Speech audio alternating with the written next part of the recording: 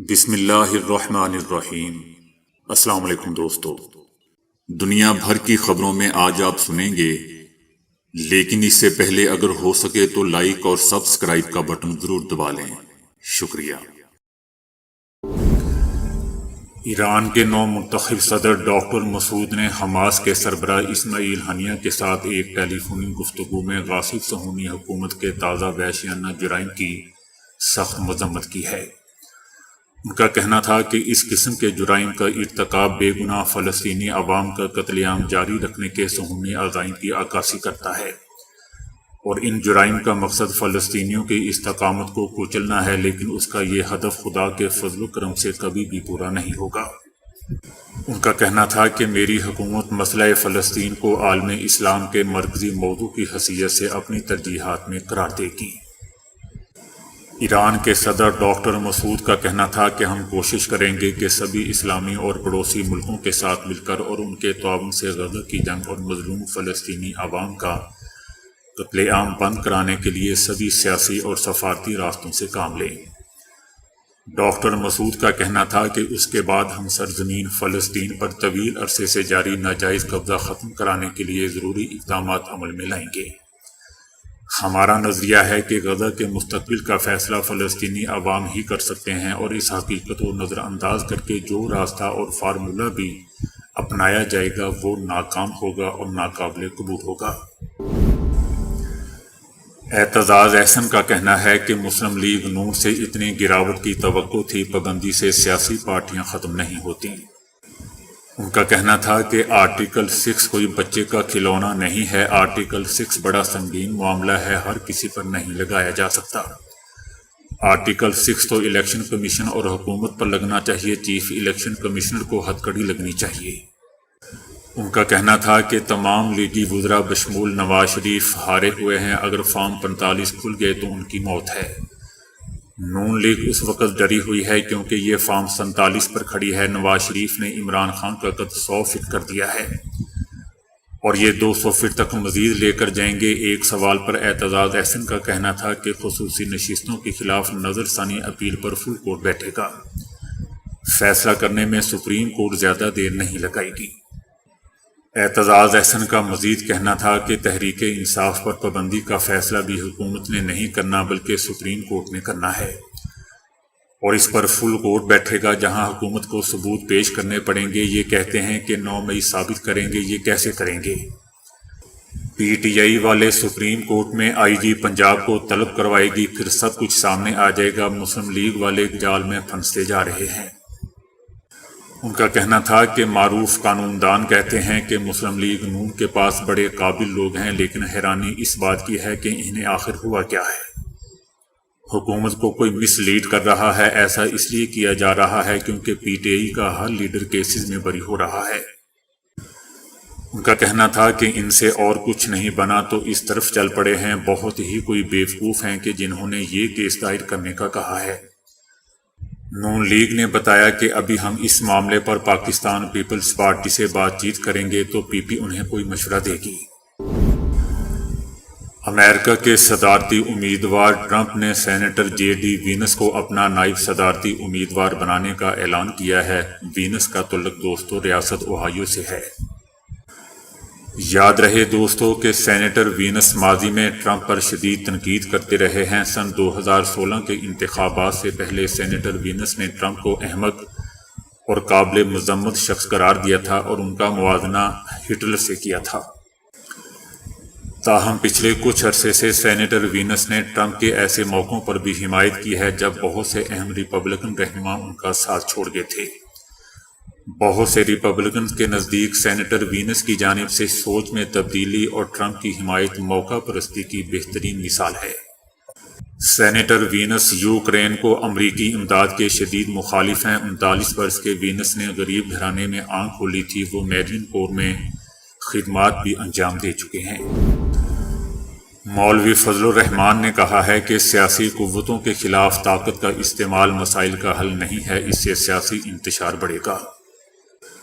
ان کا کہنا تھا کہ تمام ادارے آئین کے مطابق طے شدہ دائرۂ کار میں سمٹ جائیں تو ملک سنبھل سکتا ہے۔ طاقتور حلقے جتنا جلد اس حقیقت کو سمجھ جائیں تو بہتر ہے۔ ان کا یہ بھی کہنا تھا کہ فوج تسلیم کر لے کہ موجودہ ہائیبرڈ نظام تبدیل ہو چکا ہے، ناکام ہو چکا ہے، ملک کا حل صرف نئے انتخابات ہیں۔ پاکستان مسلم لیگ نون کے رہنما مشاہد حسین سید نے پاکستان تحریک انصاف پر پابندی کے حکومتی اعلان پر رد عمل دیتے ہوئے کہا ہے کہ خدا جسے تباہ کرنا چاہتا ہے اسے تباہ کرنے سے پہلے پاگل کر دیتا ہے۔ ان کا کہنا تھا کہ تاریخ سے کوئی سبق نہیں سیکھا گیا، وہی پرانی غلطیاں دہرائی جا رہی ہیں۔ الوداع سیاسی استحکام، الوداع سرمایہ کاری، الوداع معاشی بحالی۔ یاد رہے کہ حکومت نے پاکستان تحریک انصاف پر دوستوں پابندی لگانے کا فیصلہ کر لیا ہے۔ پی ٹی آئی پر پابندی لگانے کے معاملے پر کافی دیر سے غور جاری تھا۔ پی ٹی آئی پر پابندی کا معاملہ اگلے کابینہ اجلاس سے آ سکتا ہے۔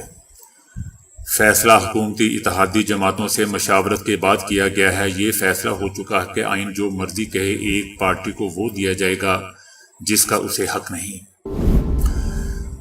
مقبوضہ وادی کے ڈوڈا ضلع کے جنگلی علاقوں میں عسکریت پسندوں کی موجودگی کی اطلاع ملنے کے بعد ہندوستان کی سیکیورٹی دستوں نے رات علاقے کو محاصرے میں لے کر سرچ آپریشن شروع کیا۔ جنگل میں سرچ آپریشن کے دوران سیکیورٹی اہلکاروں اور عسکریت پسندوں کے درمیان دو طرفہ فائرنگ شروع ہو گئی، جس کا سلسلہ دوستوں کئی گھنٹے تک جاری رہا۔ بتایا جا رہا ہے کہ اس تصادم میں کم سے کم 5 ہندوستانی فوجی ہلاک ہو چکے ہیں، جن میں میجر رینک کا ایک آفیسر بھی شامل ہے۔ بتایا جا رہا ہے کہ اس تصادم میں متعدد ہندوستانی فوجی زخمی بھی ہوئے ہیں، جن میں 2 کی حالت انتہائی نازک ہے۔ اس تصادم میں عسکریت پسندوں میں سے کسی کے مارے جانے یا زخمی ہونے کی خبر نہیں ہے۔ حزب اللہ کا کہنا ہے کہ اس نے صہیونی فوج کی الگ الگ چھاؤنیوں اور تخریب کار صہیونی فوجیوں کے جمع ہونے کے مراکز کو میزائل سے نشانہ بنایا ہے۔ حزب اللہ کا کہنا ہے کہ اس حملے میں صہیونی فوجی مرکز کا ریڈار سینٹر تباہ ہو گیا۔ اس کے علاوہ دوستوں عراق کی اسلامی مزاحمت نے بھی کہا ہے کہ انہوں نے ایلات کی مقبوضہ بندرگاہ اور حیفا کی مقبوضہ بندرگاہ کو ڈرون اور میزائلوں سے نشانہ بنایا، جس میں کہا گیا ہے کہ اس حملے میں ڈرون کے علاوہ جدید کروز میزائل الارکب کا بھی استعمال کیا گیا ہے۔ دوستو یاد رہے کہ اب تک حزب اللہ لبنان کے مجاہدین کے میزائل اور ڈرون حملوں میں صہیونی فوج کو سنگین جانی اور مالی نقصان پہنچ چکا ہے۔ حزب اللہ لبنان کے ان حملوں کے نتیجے میں شمالی مقبوضہ فلسطین میں درجنوں غیر قانونی صہیونی کالونیاں خالی ہو چکی ہیں، اور صہیونی حکومت کے متعدد سینئر فوجی کمانڈر شمالی محاذ پر حزب اللہ کی برتری کا بارہا اعتراف بھی کر چکے ہیں۔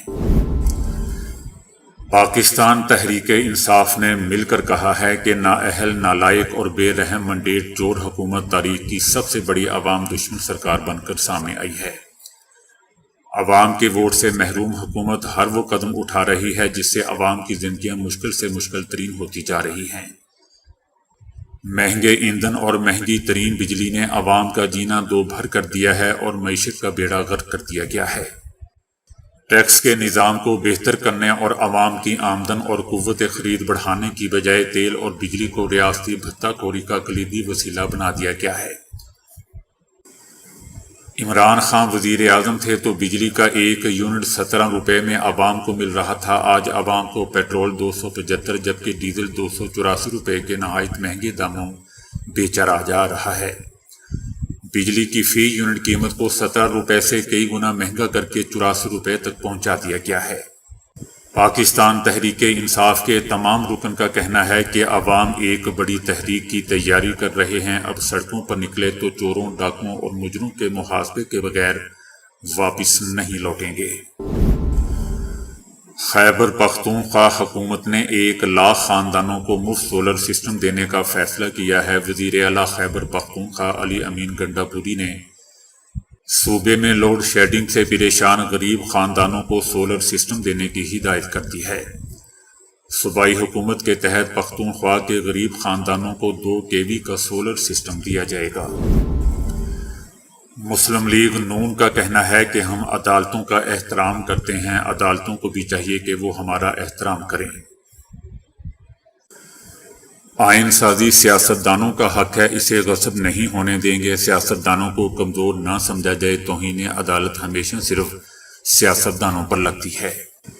ہم پی ٹی آئی پر پابندی کے لیے سیاستدانوں سے پارلیمنٹ میں مشاورت کریں گے۔ 9 مئی کو براہ راست پاکستان کے وجود پر حملہ کیا گیا۔ سیاست کھیلنے سے ملک کو نقصان ہو رہا ہے۔ پی ٹی آئی کا مقصد صرف اور صرف اقتدار ہے۔ پارلیمنٹ تحلیل کرنے والوں کے خلاف آرٹیکل 6 کی کارروائی ضرور ہونی چاہیے۔ مسلم لیگ نون کا کہنا ہے کہ تخریب کاری سب سے زیادہ کے پی میں ہو رہی ہے اور کے پی حکومت آپریشن میں حصہ لینے کے لیے تیار ہی نہیں ہے۔ وزیر اعظم شہباز شریف نے بنو چونی پر تخریب کاروں کا حملہ ناکام بنانے پر سیکیورٹی فورسز کو خراج تحسین پیش کیا۔ شہباز شریف نے بنو چونی پر حملے کی مذمت کرتے ہوئے حملے میں شہید ہونے والے پاک فوج اور فرنٹیئر کے جوانوں نے خرقانوں کو خراج عقیدت پیش کیا اور ان کے درجات کی بلندی کی دعائیں کی۔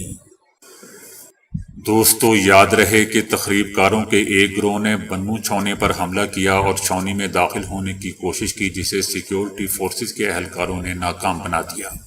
حملے کے دوران تخریب کاروں نے بارود سے بھری گاڑی چھونی کی دیوار سے ٹکرا دی۔ پاک فوج کے 8 بہادر سپوتوں نے جام شہادت نوش کیا۔ آئی ایس پی آر کا کہنا تھا کہ آپریشن میں پاک فوج کے دستوں نے مؤثر طریقے سے تخریب کاروں کا مقابلہ کیا۔ سیکیورٹی فورسز کی مؤثر کارروائی میں تمام 10 تخریب کاروں کو جہنم واصل کر دیا گیا۔ سیکیورٹی فورسز کی بروقت اور مؤثر جوابی کارروائی نے بڑی تباہی کو روک دیا، جس سے قیمتی معصوم جانیں بچ گئیں۔ سیکیورٹی فورسز کی بہادری اور بے لوث کارروائی سے تخریب کاروں کے خلاف جنگ میں انتھک عزم کا منہ بولتا ثبوت ہے۔ چائنا نے امریکہ کو مشرق وسطی میں تباہی اور بربادی کا ذمہ دار قرار دے دیا ہے۔ امریکہ نے عراق اور شام کے بعد افغانستان میں بھی صرف تباہی ہی مچائی ہے۔ امریکہ نے 20 سال پہلے افغانستان میں تخریب کاری کے خلاف جنگ کا اعلان کیا تھا، لیکن اس دوران وہاں ایسی تنظیموں میں بے انتہا اضافہ ہوا۔ چائنا کا کہنا تھا کہ امریکی آرمی عراق، شام، افغانستان جہاں گئی، وہاں سے واپسی پر وہ اپنے پیچھے بد امنی، تفریق اور تباہ شدہ گھر چھوڑ گئی۔ امریکہ جس ملک میں گیا وہاں اس نے طاقت کا استعمال کیا، جبکہ تعمیر نو کی بجائے تباہی پھیلائی۔ چائنا افغان عوام کے حق خود ارادیت کا احترام کرتا ہے۔ اس سے پہلے چائنا اور روس نے طالبان کے ساتھ دوستانہ تعلقات کے قیام کی خواہش کا بھی اظہار کیا تھا۔ آپ نے شاید یہ لطیفہ سن رکھا ہو کہ جھوٹ بولنے کا مقابلہ ایک ایسے شخص نے جیتا جس نے کہا تھا کہ میں نے ایک جگہ 2 عورتوں کو خاموش بیٹھے ہوئے دیکھا۔ اس لطیفے سے ظاہر ہے کہ خواتین کے بارے میں یہ خیال عام ہے کہ وہ مردوں کے مقابلے میں زیادہ بولتی ہیں۔ اگرچہ ایسے مردوں کی بھی کمی نہیں ہے جو دوسروں کو بولنے کا موقع ہی نہیں دیتے، اور ایسی خواتین بھی اکثر مل جاتی ہیں جو بہت ہی خاموش یا کم بولتی ہیں۔ تاہم اگر مجموعی طور پر دیکھا جائے تو بولنے میں خواتین کا پلڑا بھاری دکھائی دیتا ہے۔ حال ہی میں شائع ہونے والی ایک کتاب میں بتایا گیا ہے کہ خواتین اوسطاً مردوں کی نسبت 3 گنا زیادہ بولتی ہیں۔ دلچسپ بات یہ ہے دوستو کہ کتاب ایک خاتون نے لکھی ہے جو ماہر نفسیات بھی ہیں۔ ڈاکٹر لیون ڈین نے اپنی کتاب فیمیل برین میں لکھا ہے کہ ایک عام عورت پورے دن میں اوسطاً 20,000 الفاظ بولتی ہے، جو کہ ایک عام مرد سے اوسطاً 13,000 الفاظ یعنی 3 گنا زیادہ ہیں۔ ڈاکٹر ڈین کہتی ہیں کہ عورتوں کے زیادہ باتونی ہونے کی کئی وجوہات ہیں۔ اول یہ کہ وہ مردوں کی نسبت زیادہ تیز بولتی ہیں۔ دوسرا یہ کہ گفتگو میں ان کا دماغ زیادہ تیزی سے کام کرتا ہے، اور سب سے اہم بات یہ ہے کہ خواتین بولتے ہوئے خود کو اچھا محسوس کرتی ہیں۔ وہ لکھتی ہیں کہ خواتین کے زیادہ بولنے کی ایک اہم وجہ ان کے دماغ کی ساخت ہے۔ قدرتی طور پر عورت اور مرد کے دماغ میں فرق ہوتا ہے، اور عورت کے دماغ کا وہ حصہ جن کا تعلق بولنے سے ہے زیادہ فعال ہوتا ہے۔ یہی وجہ ہے کہ عورتیں مردوں کی نسبت زیادہ باتیں کرتی ہیں۔ دوستو، ڈاکٹر ڈین یہاں بڑی ایک عجیب وجہ بتاتی ہیں کہ خواتین کے زیادہ بولنے کی ایک اور وجہ یہ ہے کہ بولنے کے دوران ان کے دماغ کے مخصوص حصوں میں بڑی تیزی سے کیمیائی تبدیلیاں آتی ہیں۔ اور یہ تبدیلیاں ان تبدیلیوں سے مشابہت رکھتی ہیں جو ایک شخص کے دماغ میں اس وقت آتی ہیں جب اس پر گہرا نشہ طاری ہوتا ہے۔ ڈاکٹر ڈین کا کہنا ہے کہ زیادہ بولنے کا تعلق ان ہارمون سے ہے جو جنس کا تعین کرتے ہیں۔ یہ ہارمون پیدائش سے پہلے ہی جسم میں بن جاتے ہیں، چنانچہ لڑکے اور مرد لڑکیوں اور عورتوں کی نسبت کم بولتے ہیں، اور وہ اس طرح اپنے جذبات کا اظہار بھی نہیں کر پاتے جس طرح عورتیں کر سکتی ہیں۔ وہ کہتی ہیں کہ اس کی مثال اس طرح دی جا سکتی ہے کہ لفظوں کے ذریعے جذبات کے اظہار میں عورتوں کا دماغ 8 سڑکوں والی شاہراہ کی مانند ہوتا ہے، جبکہ اس کے مقابلے میں مرد کا دماغ دیہی علاقوں کی چھوٹی سی سڑک کی طرح ہوتا ہے۔ کتاب کی مصنفہ ڈاکٹر ڈین مزید کہتی ہیں کہ اس مخصوص ہارمون کی وجہ سے دماغ کا وہ حصہ بھی متاثر ہوتا ہے جس کا تعلق سننے سے ہے۔ اسی بنا پر مردوں کی قوت سماعت میں ایک خاص نوعیت کی کمی واقع ہو جاتی ہے۔ وہ کہتی ہے کہ اکثر بیویاں عام طور پر یہ شکایت کرتی دکھائی دیتی ہیں کہ ان کا خاوند یا تو ان کی بات پر دھیان نہیں دیتا یا اسے جان بوجھ کر نظر انداز کر دیتا ہے، جیسا کہ وہ بہرا ہو۔ مصنفہ کہتی ہے کہ مرد اکثر اوقات جان بوجھ کر ایسا نہیں کر رہے ہوتے، ان کی وجہ ان کی دماغ کی وہ قدرتی ساخت ہے جس کا تعلق سننے کی صلاحیت سے ہوتا ہے۔ دوستو، ڈاکٹر ڈین کی یہ کتاب 1000 سے زیادہ ان مریضوں کے مطالعے اور تحقیق پر مبنی ہے جو ان کے کلینک میں آئے تھے۔ وہ کہتی ہیں کہ مرد اور عورت دونوں دنیا کو مختلف نظر سے دیکھتے ہیں۔ باطنی ہونے کے ساتھ ساتھ عورت میں قدرتی طور پر یہ صلاحیت موجود ہوتی ہے کہ وہ اپنے ارد گرد پیش آنے والی تبدیلیوں کا ادراک کر کے اپنی زندگی کے بارے میں بہتر فیصلے کر سکے۔ تو دوستو، ابھی کے لیے اتنا ہی۔